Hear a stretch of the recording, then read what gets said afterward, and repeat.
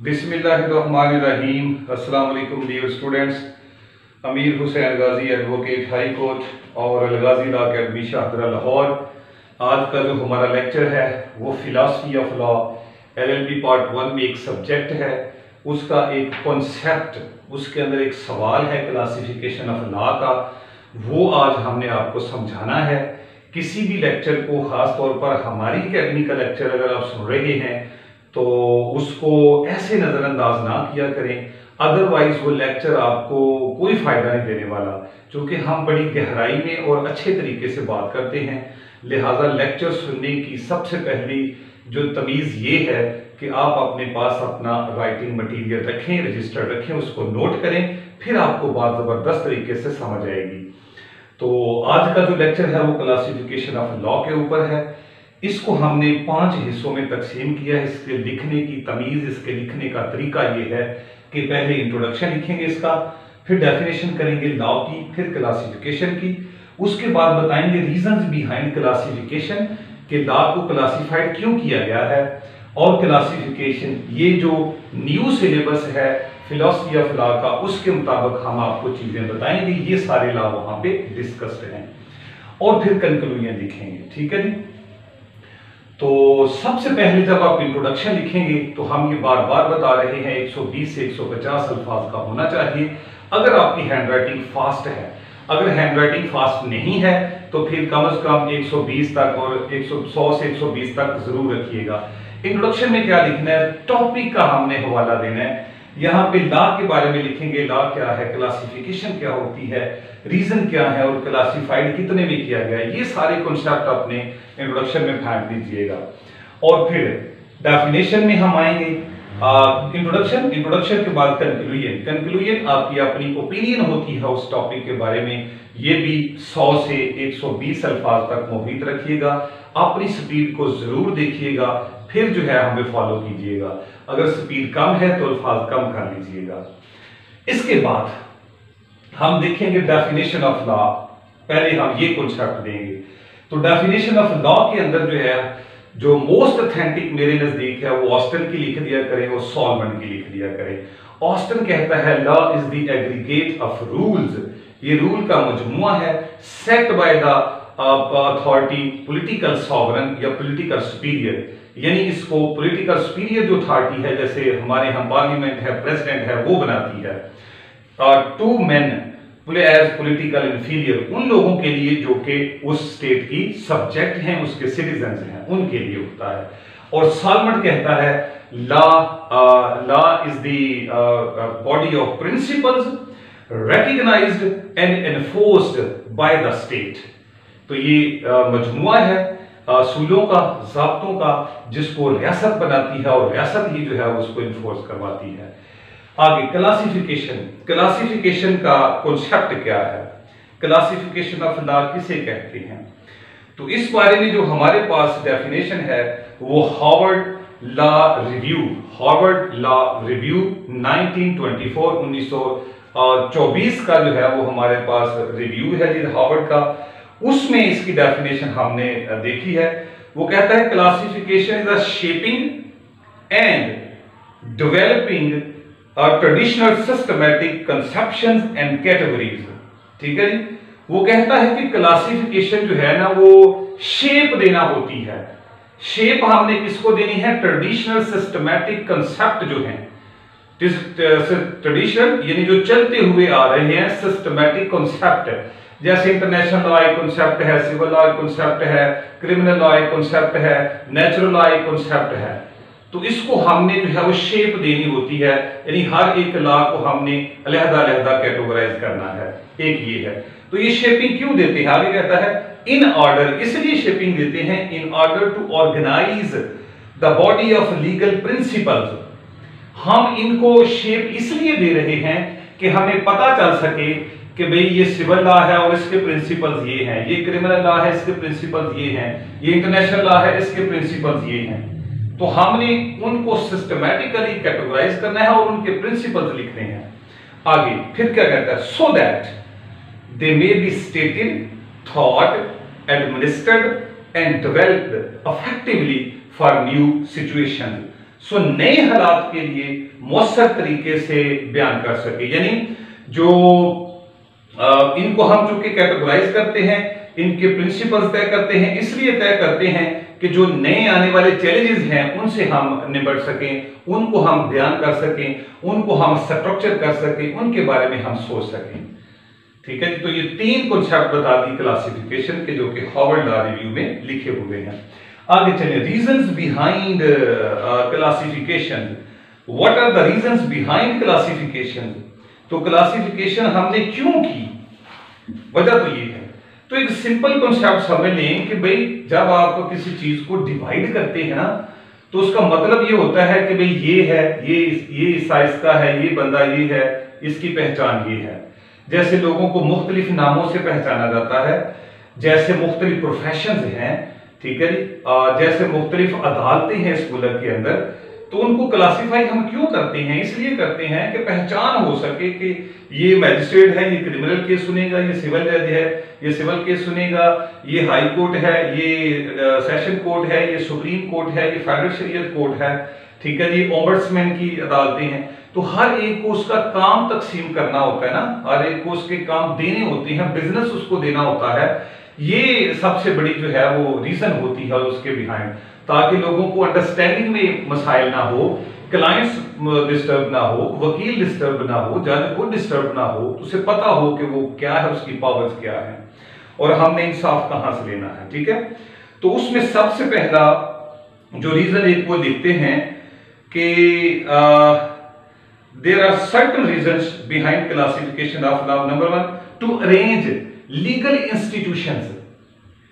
Legal institutions को arrange करना, यानी मैंने कहा था अदालतों की तकसीम है, फिर एग्जेक्टिव की तकसीम है, पुलिस के इख्तियारात ये हैं, रेंजर के ये हैं, आर्मी के ये हैं और नैब के ये हैं। ठीक है, तो उन पॉलिटिकल लीगल इंस्टीट्यूशन को अरेंज किया जाता है, एक तो ये है। फिर to avoid confusion about the legal institution and about the laws. तो कंफ्यूजन से भी बचा जाए ना कि कौन सा सिविल काम है, कौन सा इंटरनेशनल लॉ है, उसके तहत कौन सी अदालतें हैं, ये वो। फिर वो कहता है to arrange the rights, interest and claims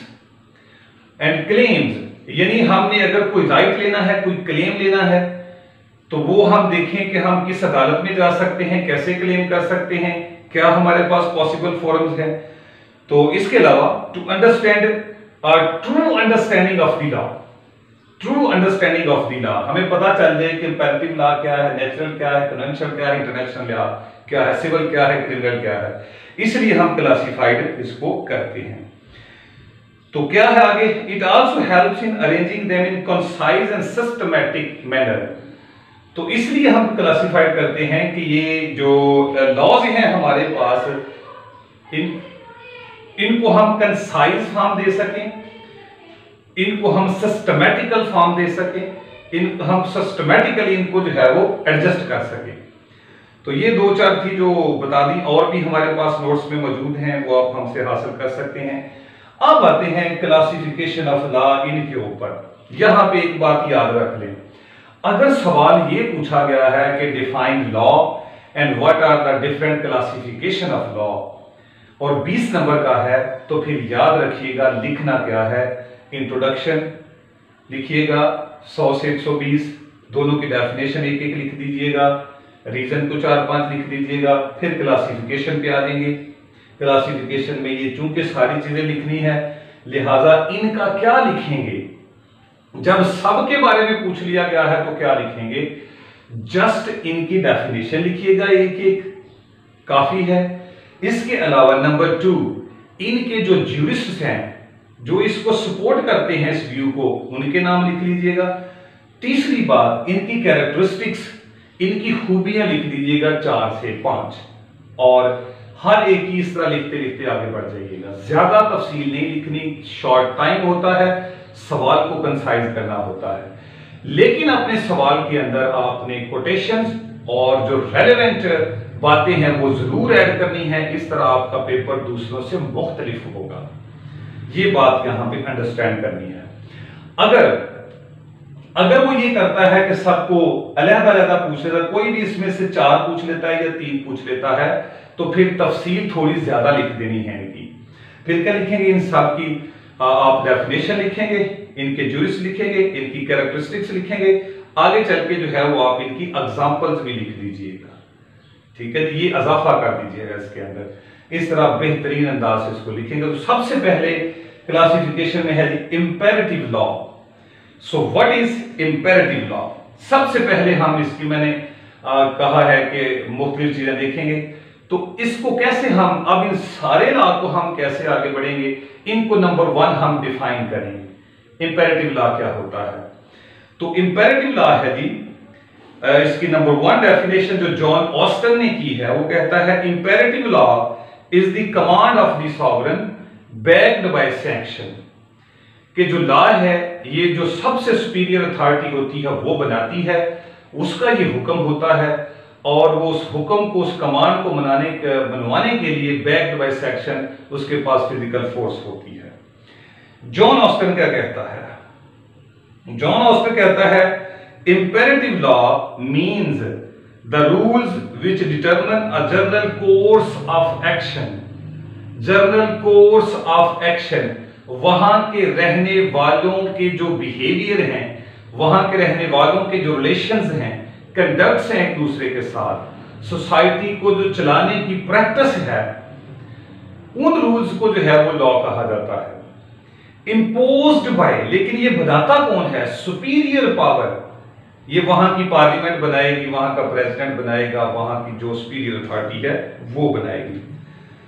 और it is enforced by physical force of the state, और रियासत उनको अमल दरामद करवाने के लिए फिजिकल फोर्स का भी थोड़ा एलिमेंट रखेगी उन रूल्स को अप्लाई करने के लिए।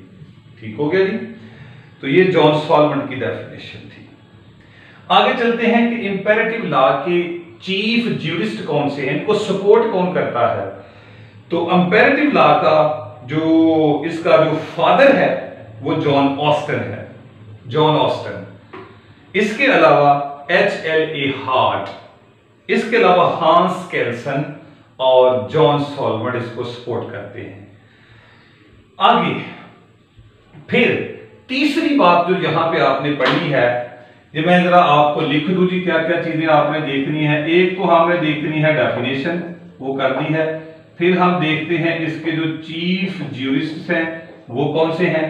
फिर नंबर 3 पे देखेंगे कि इनके जो अदर नेम्स हैं, कोई इसके अलावा भी इसका नाम है, इंपेरेटिव लॉ को इसके अलावा भी कुछ कहा जाता है।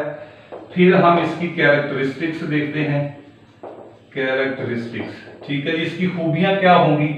फिर हम इसकी एग्जांपल्स भी देख सकते हैं, मिसालें भी दे सकते हैं कि इसकी क्या मिसालें हैं। ठीक है जी, तो ये चीजें हम देखेंगे। डिफाइन कर दिया ज्यूरिस्डिक्शन की अदर नेम। अब इंपेरेटिव लॉ को क्या कहा जाता है इसके अलावा? इसे कहा जाता है जी the positive law. Number 2 the legal positivism भी कहा जाता है। Number 3 the Austinian theory of law भी कहा जाता है, the imperative theory of law भी कहा जाता है। तो ये 4 नेम हैं। आगे चलते हैं इसकी कैरेक्टरिस्टिक्स के ऊपर। तो नंबर 1 जो इसकी खूबी है इंपेरेटिव लॉ की, वो कहते हैं it is the command of the sovereign, ये सॉवरेन का हुक्म होता है। Number 2 it is enforced by the sovereign, sovereign इसको इन्फोर्स करवाती है। It is backed by the sanction और द फिजिकल फोर्स और any form of compulsion of that state. तो स्टेट उसको इन्फोर्स करवाने के लिए किसी भी तरह कंपल्शन के अंदर जाएगी। Such laws made by the political superior authority, वो बनाती है किसके लिए? फॉर द मैन, उन लोगों के लिए पॉलिटिकली इंफीरियर, यानी जो पॉलिटिकल इंफीरियर हैं, यानी वहां की जो शहरी हैं उनके लिए बनाती है। The physical force is very important for the implementation of imperative law. Next, it is the best source of law. तो ये एक बेहतरीन सोर्स ऑफ लॉ है। It creates a relationship between political superior यानी हुकूमत एंड पॉलिटिकल इंफीरियर यानी citizen. हुकूमत और सिटीजन के दरमियान बेहतरीन रिलेशन है। ठीक है जी। The violation of such law creates the penalty for the wrong doers. अगर इन लॉ को कोई वायलेट करता है तो फिर उनके लिए पेनल्टी सपोज की जाती है। ठीक है जी। तो ये था जी यहां पे ये वाला। लेकिन इसको मजीद हम आगे जाए ना तो इंपेरेटिव लॉ की आगे काइंड्स भी हैं। अगर हम मजीद इसको गहराई, मैंने वैसे हर एक के लेक्चर लहदा कर देने हैं सबके, आपको मजीद अच्छे तरीके से गहराई में समझा देना, लेकिन यहां पे आप एक शॉर्ट भी दे रहे हैं। तो इंपेरेटिव लॉ की काइंड्स भी यहां पे आप लिख सकते हैं, ऐड कर सकते हैं। कैरेक्टरिस्टिक्स के बाद दो तरह की है, एक है डिवाइन लॉ और एक है human law. So divine law that is made by the God. तो गॉड ने भी कुछ रूल्स बनाए हुए हैं अपनी क्रिएचर्स के लिए, अपनी मखलूक के लिए, ठीक है जी। तो वो सारे भी जो है वो इंपेरेटिव लॉ है। इसके अलावा मैन मेड लॉ, ठीक है, एक डिवाइन लॉ और एक ह्यूमन लॉ या man made law. Imperative law जो है वो मैन मेड लॉ भी होता है, जैसे मैंने कहा कि ये पार्लियामेंट बनाती है, पॉलिटिकल सुपीरियर बनाती है, किन के लिए? अपने ही लोगों के लिए, सिटीजन के लिए। तो फिर ये ह्यूमन लॉ कहलाएगा। दो काइंड है इसकी। आगे इसकी एग्जांपल्स क्या हैं? बेशुमार एग्जांपल्स हैं कि जितने भी सिविल लॉ है, फैमिली लॉ है, क्रिमिनल लॉ है, कॉन्स्टिट्यूशन है, सारे इंपेरेटिव लॉ के अंदर आते हैं। ओके जी, पीपीसी है, क्यूएसओ वगैरह सारे यहां पे आगे चले जी। दूसरा है natural law. What do you meant by natural law? तो नेचुरल लॉ जो है वो हमारे पास, सबसे पहले हम इसको डिफाइन करते हैं जी कि नेचुरल लॉ होता क्या है। उसके बाद उसी तरह हम इसके एक्सपोनेंट्स, अदर नेम, कैरेक्टरिस्टिक्स बताएंगे। तो नेचुरल लॉ की डेफिनेशन, नेचुरल लॉ की जो डेफिनेशन है वो अरिस्टोटल की हम पहले बताएंगे। अरिस्टोटल, अरस्तु इसके बारे में क्या कहता है? तो वो कहता है जी the concept of natural law has been explained under the following words. Number 1, the man is the creature which is created by God. इंसान मखलूक है अपने खुदा की और खुदा उस मखलूक को बनाता है। फिर the man possesses the quality of logic, logical thought. इंसान को अल्लाह ताला ने लॉजिक दी है या लॉजिकल थॉट दिया है। And can develop his own will, और इस थॉट की वजह से वो अपनी विल को डेवलप कर सकता है। यानी विल को डेवलप करना, आगे चल के वो अपने लिए चीजें बना सकता है, अपने लॉ बना सकता है, अपने लिए टेक्नोलॉजी को क्रिएट कर सकता है, सब कुछ कर सकता है। तीसरी बात जो उसने कही, the man can discover the principles of natural justice through the quality of logical thought. ये जो लॉजिकल थॉट, ये जो अकल उसको अल्लाह ताला ने दी है, इससे वो अल्लाह ताला के बनाए हुए कवानीन यानी नेचुरल जस्टिस को देख सकता है और अपने जो है वो कवानीन बना सकता है। ये जैसे दोनों पार्टीज को सुना जाएगा, किसी को फेवरेटिज्म नहीं होगी, कोई अपना केस खुद नहीं सुन सकता। तो इस तरह वो कहते हैं कि लाज वही हैं जो अल्लाह ताला की तरफ से बने हैं और इंसान जो है वो आगे वसीला बन गया है। इसके बाद दूसरी डेफिनेशन है थॉमस एक्वाइनस की। थॉमस एक्वाइनस की दूसरी डेफिनेशन है, the natural law is what is good and evil. अच्छाई और बुराई क्या है, ये नेचुरल लॉ होता है।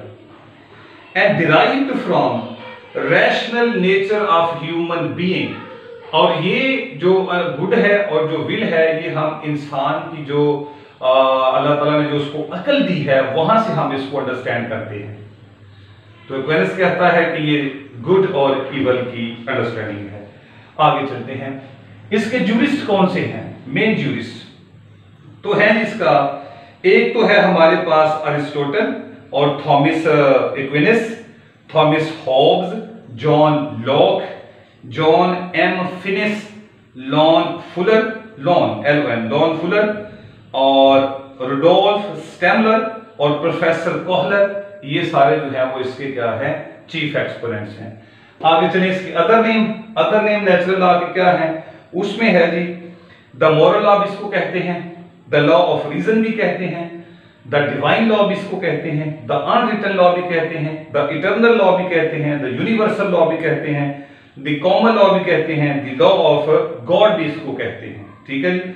और लैटिन में इसको हम यूज नेचुरल भी इसको कहते हैं।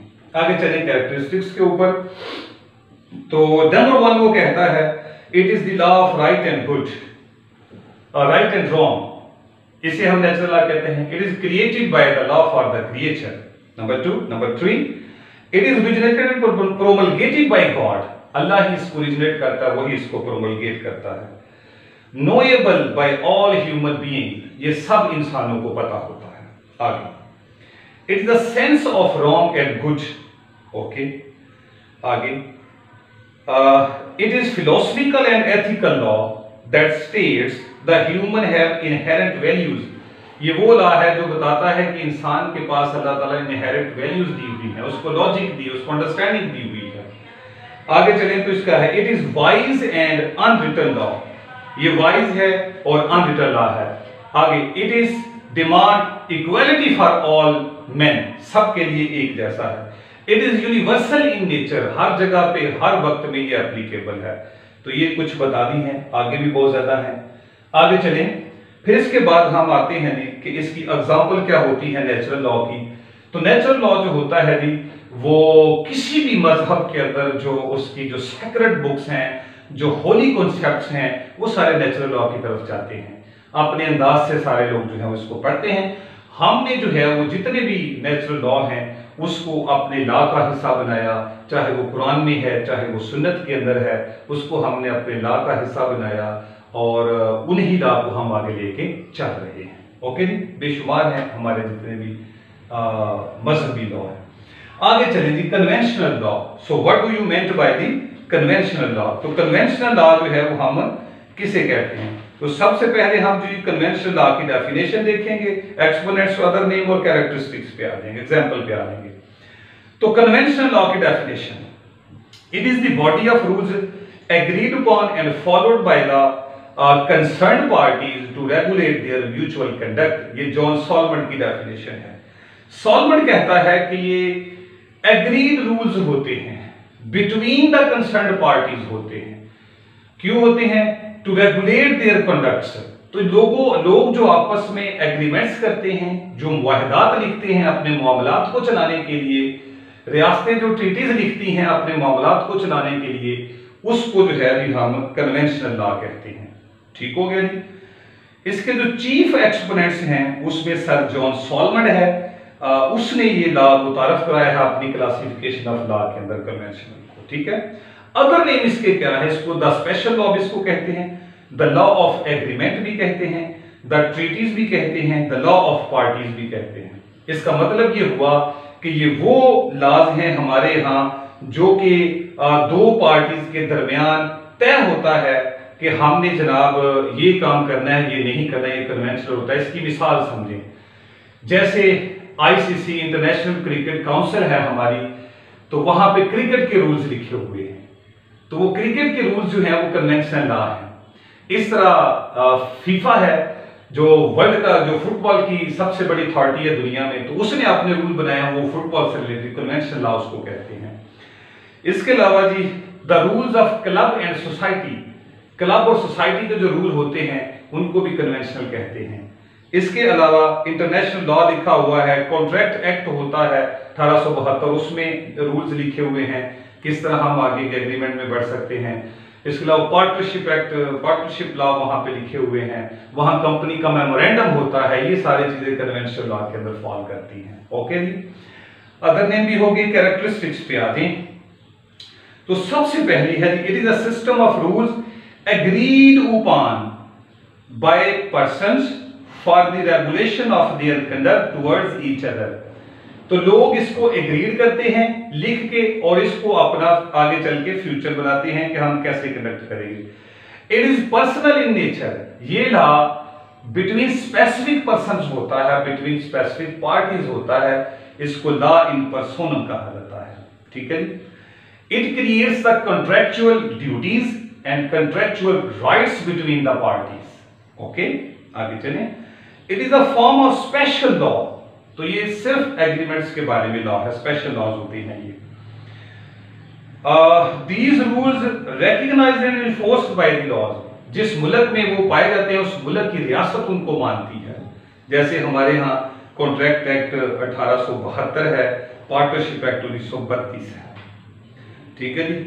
सो the conventional laws are the rules secured by the law of the land, तो ये वो होते हैं जो लॉ ऑफ द लैंड इसको सिक्योर करती है।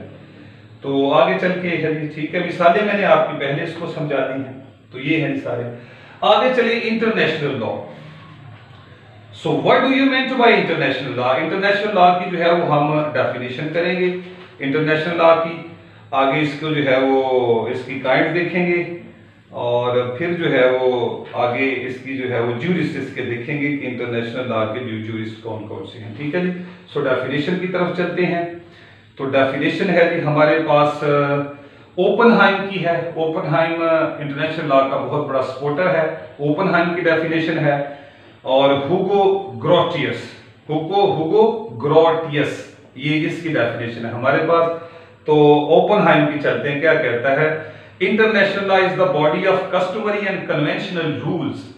इंटरनेशनल लॉ जो है ये कस्टम्स का मजमुआ है, ये कन्वेंशंस का मजमुआ। कन्वेंशंस होती हैं वहां के लोगों को जो आपस में एग्रीमेंट करते हैं, आपस की जो प्रैक्टिसेस होती हैं वहां के रहने वालों की, तो उनका ये मजमुआ है।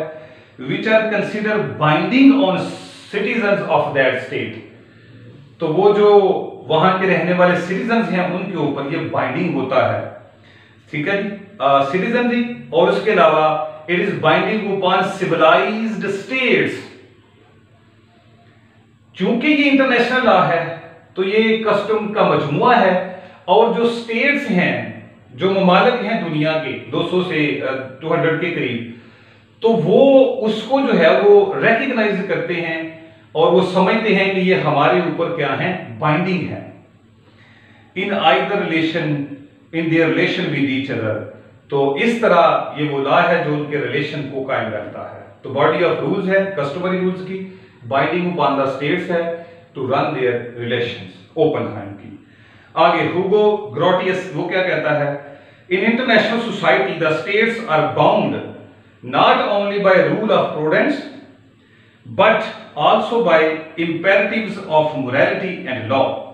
कहता है कि जो इंटरनेशनल सोसाइटीज में स्टेट्स जो हैं वो बाउंड हो जाती हैं एक दूसरे के साथ, किस तरह? रूल ऑफ प्रूडेंसी से, यानी एक दूसरे की ड्यूटी ऑफ केयर से, एक दूसरे के राइट की केयर की जाती है, एक दूसरे के साथ ड्यूटीज को निभाया जाता है, ये इंटरनेशनल लॉ होता है। लेकिन इसके साथ साथ वो कहता है कि by imperatives of morality and law, और फिर वहां पे जो मोरालिटी के असूल्स हैं उनको भी देखा जाता है, और वहां पे जो लॉ का है मामला उनको भी देखा जाता है। तो मोरालिटी और लॉ को भी जो है वहां पे फोकस किया जाता है और उनको जो है वो इज्जत दी जाती है। ठीक है, तो ये उसने बताया था, यानी command of morality, command of rule and command of prudency, ये 2-3 रूल उसने बताए हैं। कि कमांड ऑफ प्रूडेंसी से मैंने कहा कि ड्यूटी ऑफ केयर है, कि जो इंटरनेशनल सोसाइटी के अंदर इंटरनेशनल लॉ जो है वो ड्यूटी ऑफ केयर है कि आप जिसके साथ कोई बात कर रहे हैं तो आप उसकी केयर करेंगे, उसके साथ जो है वो गुड सेंस में मामला आगे बढ़ाएंगे। और फिर उसने कहा कि कमांड ऑफ लॉ है, तो ये जो आपके साथ किसी रियासत के साथ इंटरनेशनली कोई मामला करते हैं तो आपको लॉ को फॉलो करना पड़ेगा वहां पे जो भी होंगे। फिर कमांड ऑफ मोरालिटी है, तो वहां पे इखलाकियात भी जो है वो देखे जाएंगे कि इखलाकी ड्यूटी भी जो है वो पूरी की जाएगी, ये इंटरनेशनल लॉ है। आगे चलें, अदर नेम इसके चीफ एक्सपोनेंट्स में जो चीफ सपोर्टर है वो इंग्लिश फिलोसोफर है जेरेमी बेंथम ने इस कॉन्सेप्ट पे चीफ है, मेन बंदा जो इसके अंदर है। इसके अलावा हुगो ग्रोटियस है, वो इसका फाउंडिंग फादर भी गिना जाता है। इसके अलावा जी अल्बेरिको जेंटली वो है, और फ्रांसिस्को डी विटोरिया, ये 3-4 बंदे हैं, उनका नाम यहाँ पे लिखा हुआ है। ठीक है, आगे चलें, इसकी कैरेक्टरिस्टिक्स क्या, अदर नेम्स क्या हैं? अदर नेम्स पे आते हैं। इसको द लॉ ऑफ नेशंस भी कहा जाता है, the law of international society भी कहा जाता है, द पब्लिक इंटरनेशनल लॉ भी कहा जाता है। इसका लैटिन में नाम जो है वो ज्यूस जेनिटम,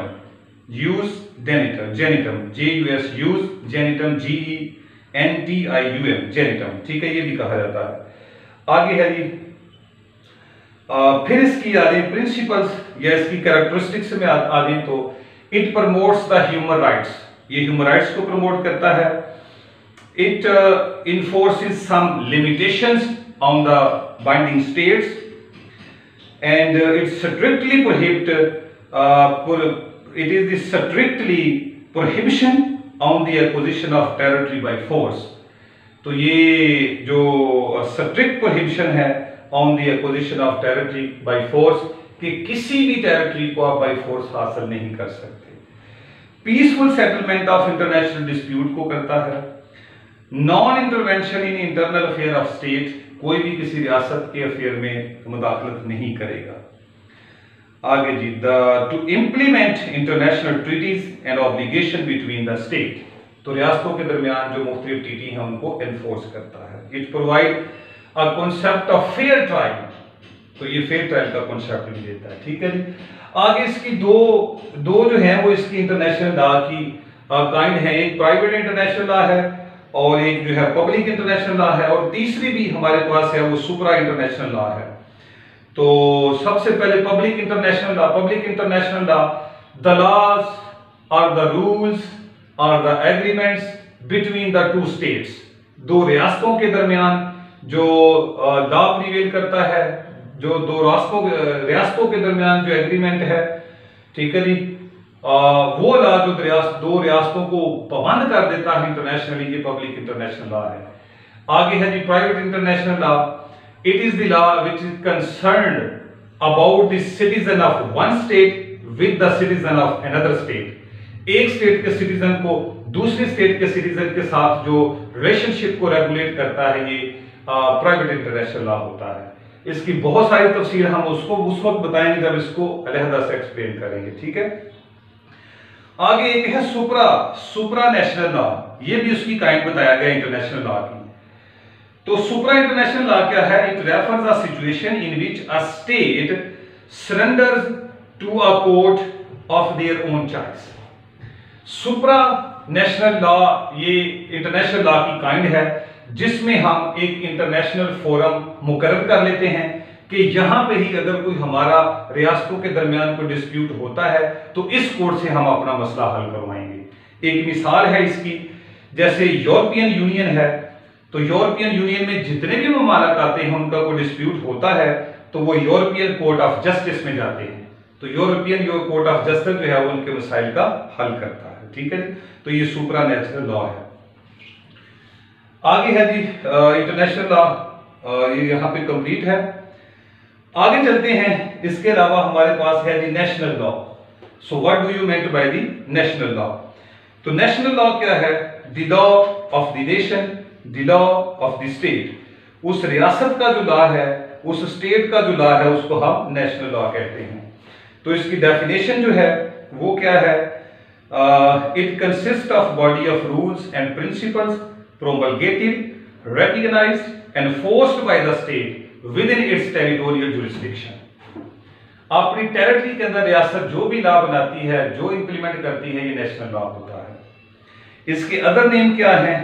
इसका है जी म्यूनिसिपल लॉ इसे कहते हैं, स्टेट लॉ कहते हैं, डोमेस्टिक लॉ कहते हैं, फेडरल लॉ कहते हैं, एक्ट ऑफ पार्लियामेंट कहते हैं, इंटरनल लॉ कहते हैं, द लॉ ऑफ लैंड भी इसको कहते हैं। आगे इसकी भी क्लासिफिकेशन है दो, एक पब्लिक है और एक प्राइवेट है। तो पब्लिक नेशनल लॉ क्या है? It is the law between the legal institution of that state, between the department of that state, between the government of that state. उनके दरमियान जो राइट्स एंड ड्यूटीज के प्रॉब्लम या होते हैं वो पब्लिक नेशनल लॉ होता है। और private national law that is the law which regulates the conduct of citizens of that state. उनके डिस्प्यूट हल करना, उनके सिविल डिस्प्यूट को, क्रिमिनल डिस्प्यूट को हल करना, जैसे सीपीसी है, सीआरपीसी है, पीपीसी है, तो ये मामला देखती है सारे। ठीक है जी। आगे इसकी कैरेक्टरिस्टिक्स क्या है? इसमें है जी कि it is made by that state, वो रियासत ही उसको बनाती है। It is enforced by that state, it is enforced within a territory of a state, territorial law है। it is territorial in nature, it is backed by force of that state, वही रियासत उसको implement करवाती है। the violation of national law creates penalty, punishment, इस law को violet किया जाएगा तो पनिशमेंट होगी। आगे regulates the relations between the individuals, उनके किरदार को करती है। it is the main source of law। Okay जी। It is implemented by the executive authority of that state, and it is interpreted by the judicial system of that state. Okay, तो ये national law है हमारे पास। आगे चलिए customary law. What do you meant bye customary law? तो customary law होता क्या है, इसकी डेफिनेशन क्या है, और आगे चल के इसकी जो है वो क्या कहते हैं, कैरेक्टरिस्टिक्स क्या हैं, वो चल के देखते हैं। सो सबसे पहले डेफिनेशन पे आते हैं। कस्टमरी लॉ की जॉन सॉलमंड इसकी डेफिनेशन करता है, 3 तरह से इसकी डेफिनेशन करता है जॉन सॉलमंड। कहता है जी, the customary law is the rules of action habitually followed by majority of person for a long time in the past. तो customary law is the rule of action, rule of action, ये वहां के रहने वालों के जो action थे, वहां के रहने वालों की जो हैबिट्स थी, वहां के रहने वालों की जो प्रैक्टिसेस थी, वहां के रहने वालों के जो नॉर्म्स थे, उनको कहा जाता है। लेकिन ये कौन नॉर्म्स थी, कौन सी नॉर्म थी? Followed by majority of person, और उनको लोगों की एक बहुत बड़ी तादाद जो है वो फॉलो करती होनी चाहिए। And it is the long practice of that peoples, of those peoples. तो ये वो चीज होनी चाहिए, लोगों की मेजॉरिटी भी फॉलो करे, लेकिन ये इसको लॉन्ग टाइम के लिए फॉलो किया जाए, सालों से वो चीज चलती आ रही हो, वो कस्टम होता है। आगे जी, such rules are expected to be followed in future as well. ये जो प्रिंसिपल्स हैं, ये फ्यूचर में भी कमिटमेंट होगा, हम इसको फॉलो करेंगे। The people consider such rule binding in nature. ये जो रूल्स हैं, लोग अपने इसको बाइंडिंग इन नेचर समझते हैं। और when this rule got the sanction और got the formation and got the sanction of that state, they become the customary law। यानी जब ये उस स्टेट की सैंक्शन हासिल करते हैं, फिजिकल फोर्स हासिल करते हैं, उसको वो रिकॉग्नाइज्ड करती है, फॉर्मेशन ये रिकॉग्नाइज्ड करती है, तो फिर वो लॉ कस्टमरी लॉ बन जाता है और उसको फॉलो करना पड़ता है। ओके, तो ये था जी उसके जो डेफिनेशन हमने सॉलमंड की दी है। ठीक है, दूसरी डेफिनेशन जनरल है। Such laws derive their force from the long course of past conduct। लंबे अरसे से जो उनका कंडक्ट चलता आ रहा होता है, resulting in some uniformity of action in given set of circumstances। ये जनरल डेफिनेशन है। तो सॉलमंड की मैंने आपके सामने रख दी, और जनरल की चीफ सपोर्टर जो है इसका सर जॉन सॉलमंड है, उसने इस कॉन्सेप्ट को मुतारफ करवाया है। इसके अदर नेम में इसको कहते हैं unwritten law, unofficial law, the common law, the law of convention. Characteristics क्या है? It is the habit, action and behavior of an individual in a society. Number 2, it is recognized, when it is recognized by the state, it becomes the customary law. Number 3, it must be followed for long time in past and in future as well. Next, the habits, actions and behavior must be regarded as custom. So the custom must be reasonable and peaceful, इसको होना चाहिए।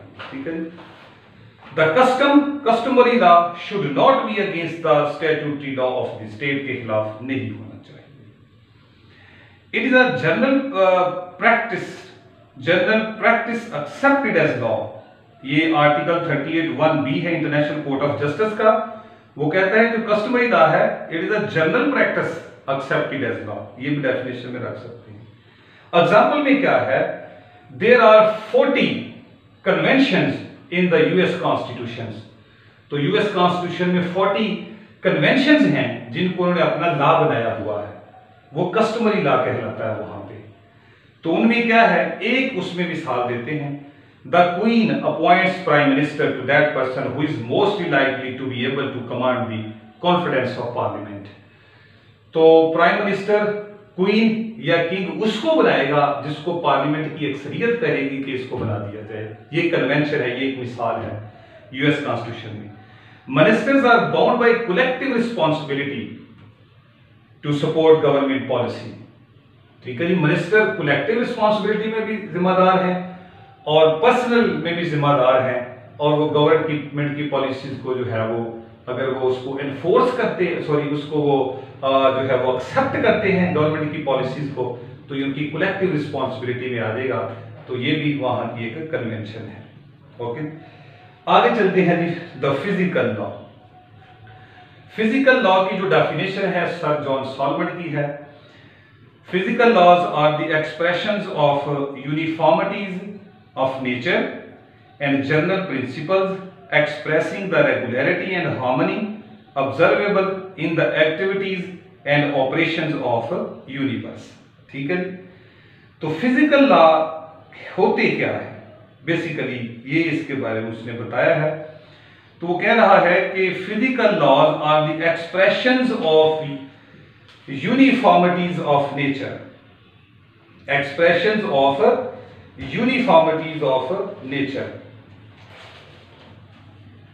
तो ये जो physical laws हैं ये nature की जो यूनिफॉर्मिटीज है उसके बारे में बताते हैं। यानी नेचर की यूनिफॉर्मिटीज ये है कि ये वो लॉज हैं जो यूनिवर्सली एक्सेप्टेबल हैं, हर जगह पे सेम है, हर टाइम ये सेम है और यूनिफॉर्मिटी है, इनमें एक जैसे हैं यूनिवर्सली। वो लॉज जो है वो फिजिकल लॉज होते हैं। और एंड जनरल प्रिंसिपल्स, और ये वो जनरल प्रिंसिपल्स हैं expressing the regularity and harmony, regularity and harmony in the universe. ये वो प्रिंसिपल्स हैं जो कि यूनिवर्स के अंदर कायनात को जो है वो रेगुलरिटी शो करते हैं और उसमें हार्मनी क्रिएट करते हैं कि ये रेगुलर हैं। ये वो लॉज हैं जो कि यूनिफॉर्म हैं, एक जैसे हैं, रेगुलर हैं, हार्मनी है इसके अंदर। सो ये अनचेंजेबल हैं, ठीक है जी, और ये हर जगह जो है वो एक्सेप्टेबल होते हैं। इसको उसने फिजिकल लॉ कहा है। इसका chief exponent sir John Solomon खुद ही है। अदर नेम इसे साइंटिफिक लॉ भी कहते हैं, अदर नेम्स भी। कैरेक्टरिस्टिक्स में मजीद हम आपको इसकी गहराई में बताते हैं। तो कहते हैं such laws are not the creation of man, can not be changed by them. तो फिजिकल लॉज वो होते हैं या जो साइंटिफिक लॉज वो होते हैं जो कि जो मैन है वो नहीं बनाते और ना ही उसको चेंज कर सकते हैं, ये कुदरत की तरफ से। आगे, physical laws are invariable forever. ये इनवेरिएबल होते, वेरिएबल नहीं होते, ये तब्दील नहीं होते, ठीक है, इनवेरिएबल होते हैं। आगे, scientific laws are statements based on repeated experiments. तो ये जो साइंटिफिक लॉज हैं ये एक्सपेरिमेंट्स की बुनियाद के ऊपर होते हैं। एक्सपेरिमेंट्स होते हैं, आगे चल के जो है वो इनके मुशाहदात इसके ऊपर होते हैं, फिर इनको जो है वो इसके रिजल्ट सामने आते हैं, फिर उनको यूनिवर्सली एक्सेप्ट किया जाता है। जैसे जो है वो एक नेचुरल फिनोमिनाज हैं, जैसे अर्थक्वेक के बारे में लॉज हैं लोगों के, और मौसमियाती तब्दीलियों के बारे में हैं, बायोलॉजिकल प्रोसेसेस, वेदर के बारे में ओपिनियन आती हैं। Scientific laws are developed from data and can further developed through mathematics. Scientific laws are developed from data, तो इनको प्रोनाउंस करने के लिए हमारे पास एक पूरा डेटा होना चाहिए कि भाई इस तरह कोई चीज होती है, इस तरह अर्थक्वेक होता है, इस तरह मौसमियाती तब्दीलियां हो रही हैं, ये सारी चीजें ये डेटा से होता है। आगे, scientific law may be contradicted, restricted and extended by future observations. Future में जो है वो इसको मजीद बेहतर भी किया जा सकता है, इसके ऊपर पाबंदियां भी लग सकती हैं, इसको एनहांस भी किया जा सकता है। आगे, scientific law can often be formulated as one और several statement so that it can predict the outcome of an experiment. So बहुत ज्यादा चीजों को, एक चीज को फॉर्मुलेट करके या एक से ज्यादा स्टेटमेंट्स को फॉर्मुलेट करके उसकी बुनियाद के ऊपर एक एक्सपेरिमेंट बाहर निकाला जाता है, ये जो है वो साइंटिफिक लॉ होता है। There is uniformity and regularity in physical law, तो यूनिफॉर्मिटी है, ठीक है जी। आगे, these are the principles that used to predict the behavior of the nature। यहां से हमें नेचर का बिहेवियर पता चलता है। The scientific law basically come from physics, okay? The scientific law does not have absolute certainty, absolute certainty नहीं है बाज मामलात के अंदर, ठीक है। एग्जाम्पल में क्या है, Newton law of nation, Newton का लॉ ऑफ नेशन है, law of motion, sorry, Newton's law of motion. Hooke's law of elasticity, universal law of gravitation, law of thermodynamics, evolution and natural selection, ये सारे laws हैं इसके। आगे चलते हैं civil and criminal law. Civil और criminal law क्या होता है? सबसे पहले सिविल लॉ, इसकी डेफिनेशन सॉल्मन क्या कहता है? The law of the state और the law of land, the law of lawyer and the law courts.